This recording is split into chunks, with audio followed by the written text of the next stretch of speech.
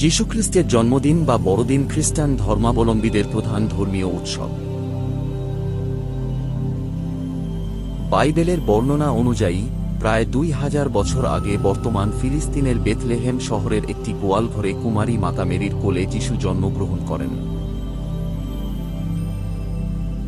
খ্রিস্টানরা বিশ্বাস করেন ঈশ্বর তাঁর পুত্রকে মানবজাতির মুক্তি ও শান্তির দূত হিসেবে পৃথিবীতে পাঠিয়েছিলেন। যিশুর জন্মের সঠিক তারিখ নিয়ে ঐতিহাসিকদের মধ্যে মতভেদ রয়েছে। শুরুর দিকে খ্রিস্টানরা এই দিনটি পালন করতেন না। 4th শতাব্দীতে রোমান সম্রাট কনস্টান্টাইনের সময় থেকে 25শে ডিসেম্বরকে যিশুর জন্মদিন হিসেবে পালন করা শুরু হয়। অনেকে মনে করেন সেই সময়ের প্রচলিত শীতকালীন উৎসবের জায়গায় খ্রিস্টীয় চেতনা প্রতিষ্ঠার জন্য এই তারিখটি বেছে নেওয়া হয়েছিল। বর্তমান বিশ্বে 25শে ডিসেম্বর বড়দিন হিসেবে পালিত হয়। যিশুর জন্ম উপলক্ষে ক্রিসমাস ট্রি সাজানো, চার্চে প্রার্থনা করা এবং উপহার বিনিময়ের মাধ্যমে মানুষ আনন্দ উদযাপন করে।